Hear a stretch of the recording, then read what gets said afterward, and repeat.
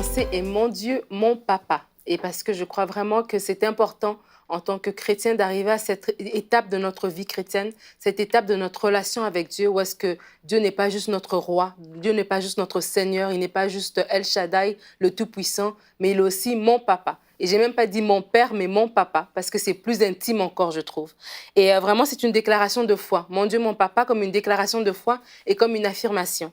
Une déclaration de foi devant les situations de la vie, que vraiment vous devez dire que vous n'êtes pas seul. Je ne suis pas seul, je ne suis pas orphelin, je ne suis pas laissé pour compte, je ne suis pas abandonné, j'ai un père. Et j'ai un père qui ne changera jamais, j'ai un père qui est stable. Oui, Dieu, votre père, et il est stable. Il est stable dans sa présence parce qu'il ne vous quittera jamais. Il est stable dans son amour parce qu'il vous aimera toujours. Il est stable dans ses actions parce qu'il vous guidera, il va vous protéger et il prendra soin de vous. Et vraiment, c'est une déclaration importante qu'on doit faire parce que devant les situations de la vie, on peut des fois se sentir seul et surtout quand on n'a pas notre père physique, on peut encore se sentir beaucoup plus seul et c'est important de s'approprier cette partie de notre identité, de s'approprier cet héritage que la croix nous donne, que la croix nous a rapprochés de Dieu et a fait de nous ses enfants. Et la Bible nous dit dans le psaume 27 au verset 10, « Même si mon père et ma mère viennent à m'abandonner, l'Éternel m'accueillera. » Et quelle belle promesse que Dieu est notre Père. Et c'est aussi une affirmation, comme je l'ai dit, parce que c'est une vérité de la parole tout simplement.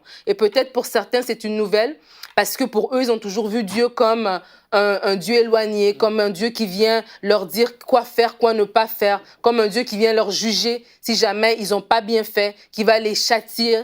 Mais de vraiment comprendre qu'au-delà de ça, on a un Père qui est dans le ciel. Et l'apôtre Paul nous l'explique dans Romains 8 au verset 15 et 16. Il dit « Vous n'avez point reçu un esprit de servitude pour être encore dans la crainte, mais vous avez reçu un esprit d'adoption par lequel nous crions « Abba Père ». L'Esprit lui-même rend témoignage à notre esprit que nous sommes enfants de Dieu. Et c'est tellement une belle parole. Et tout au long de la parole de Dieu, la Bible nous l'affirme plusieurs fois de cette identité d'enfant de Dieu. Dans le livre de Jean, Jésus en parle souvent.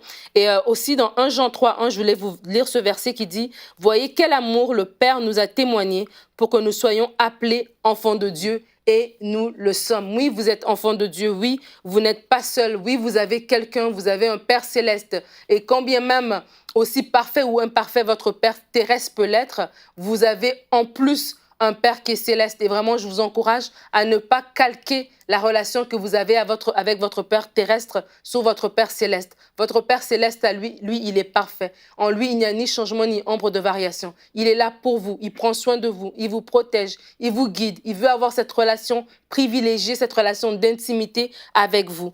Et j'aime beaucoup le livre d'Éphésiens. Et il y a ce verset dans Éphésiens 2:19 qui dit « Ainsi donc, vous n'êtes plus des étrangers, ni des gens du dehors, mais vous êtes des concitoyens des saints, gens de la maison de Dieu. » Et c'est sûr que ce verset parle de l'Église, l'épître de Paul aux Éphésiens parle beaucoup de l'Église, mais je crois que l'Église est dans la maison de Dieu, que nous ne sommes plus étrangers, nous sommes gens de la maison de Dieu, mais de la même manière, nous ne sommes plus non plus étrangers à la présence de Dieu, étrangers aux promesses de Dieu, étrangers à la famille de Dieu. Nous faisons partie de la famille de Dieu. Et vraiment, je vous encourage, à vous qui écoutez cette pensée aujourd'hui, de vous approprier ce niveau de relation, parce que c'est une intimité de relation que de sortir de la relation générale de Dieu éternel à aller à la relation intime de Dieu mon Père, votre Dieu et votre Papa.